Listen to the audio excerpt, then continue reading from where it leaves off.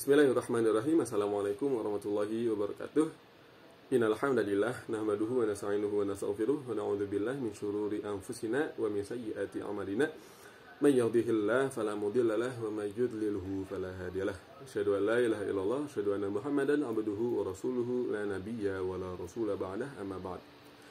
Pertama-tama mari kita panjatkan puji serta syukur kita ke hadirat Allah Subhanahu wa taala yang telah memberikan kita berbagai macam nikmat, yang apabila kita mengibaratkan pohon sebagai pena dan lautan sebagai tintanya, maka tidak akan habis kita untuk menuliskan nikmat yang telah Allah berikan kepada kita.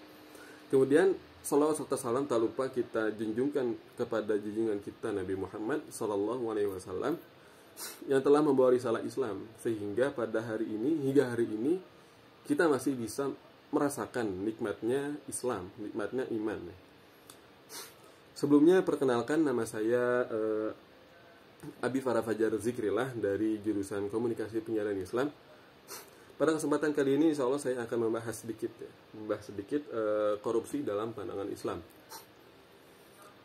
Apabila kita lihat ya, kita juga sering lihat di televisi maupun itu di media sosial atau dari internet, di Indonesia ini masih terdapat banyak kasus-kasus korupsi ya. Nah, bagaimana Islam memandang korupsi ini? Ketika kita berbicara tentang korupsi, nah, dalam pandangan Islam ini bahwa korupsi ini tidak berdiri sendiri ya, atau tidak berdiri ataupun berdiri karena sistem, jadi tidak berdiri sendiri gitu. Kemudian oleh karena itu, Islam ini memandang korupsi ini dari kacamata sistem. Ya, sebelumnya perlu diketahui pula bahwa para ulama berbeda pendapat tentang korupsi, ya, tentang perbedaan korupsi dan pencurian. Ada ulama yang mengatakan bahwa keduanya ini sama. Ada pula yang mengatakan bahwa pencurian dan korupsi ini memiliki perbedaan. Dikarenakan pencurian ini memiliki satu dalil atau satu nas yang itu membahas secara khusus tentang pencurian. Allah Subhanahu wa taala menyebutkan dalam Al-Qur'an, was-sariqu was-sariqat faqata'u aydiyahuma. Pencuri laki-laki dan pencuri perempuan, maka potonglah kedua tangannya. Nah, berdasarkan sebab-sebab ini, maka para ulama tidak menempatkan korupsi ini dalam kategori pencurian. Bukan berarti korupsi ini merupakan tindak kejahatan yang remeh, tidak. Oleh karena korupsi ini merugikan banyak pihak ya, dan hanya menguntungkan satu pihak, maka korupsi ini bagi orang yang melakukan korupsi ini itu dijatuhi sanksi, yang sanksinya itu bersifat ta'zir ataupun qadhi yang memutuskan bagaimana hukuman bagi para koruptor. Entah itu dikenakan dengan hukum bagi para pencuri ataupun bisa dibunuh gitu ya. Nah, menjadi pertanyaannya, kenapa korupsi ini masih bisa terjadi di negeri ini? Kenapa korupsi itu masih merajalela di negeri ini? Padahal dalam satu hadis yang diriwayatkan oleh Ahmad, situ sudah dijelaskan dengan gamblang bahwa la'anallahu rasya wal murtasya fil hukm, bahwa Allah melaknat orang yang memberi suap dan yang diberi suap dalam urusan hukum. Sini sudah jelas bahwa Allah telah melarang. Kemudian dalam Al-Quran disebutkan bahwa wala ta'kulu amwalakum bainakum bil batil, dan janganlah kalian memakan harta yang didapatkan secara batil.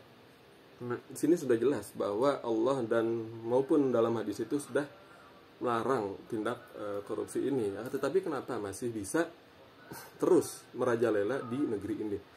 Oleh karena itu, Islam sudah memiliki solusi yang apabila solusi ini diterapkan, maka korupsi ini bisa tuntas. Apa sebenarnya solusi yang ditawarkan oleh Islam? Itu satu, yaitu ketakwaan atau keimanan. Dalam hadis disebutkan, la yasriqus sariq il wa huwa mu'min. Pencuri tidak akan mencuri apabila dia beriman.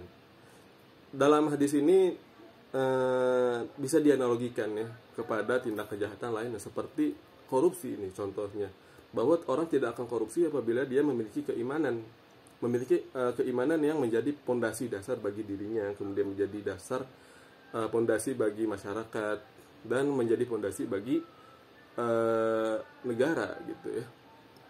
Kemudian dalam hadis dalam nas lain juga disebutkan inna rabbaka labil mirsad, bahwa Allah selalu mengawasi kamu. Gitu, bagi individu yang itu beriman, maka dia itu memiliki muraqabah ataupun merasa dirinya itu diawasi oleh Allah Subhanahu wa taala. Bahwa dirinya itu memiliki kesadaran kalau setiap gerak-geriknya di dunia ini itu diawasi oleh Allah Subhanahu wa taala. Kemudian juga disebutkan ya'lamu ma baina aydihim wa ma khalfahum. Dia mengetahui apa yang ada di depan kamu dan apa yang kamu sembunyikan di belakang. Kemudian dalam nas lain disebutkan yauma idzin tuhadditsu akhbaraha. Ya, di hari kiamat nanti bumi ataupun dimanapun kita berpijak nanti itu akan bersaksi atas apa yang telah kita lakukan di dunia ini. Oleh karena itu, bagaimana kita bisa mengelak dari semua ini?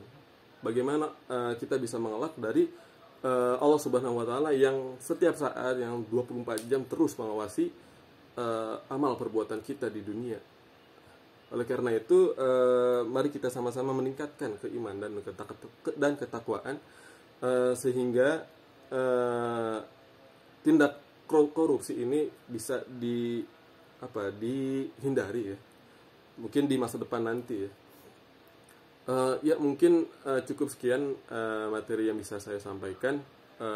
Semoga apa yang saya sampaikan ini bisa bermanfaat untuk kalian semua dan terkhusus kepada saya sendiri.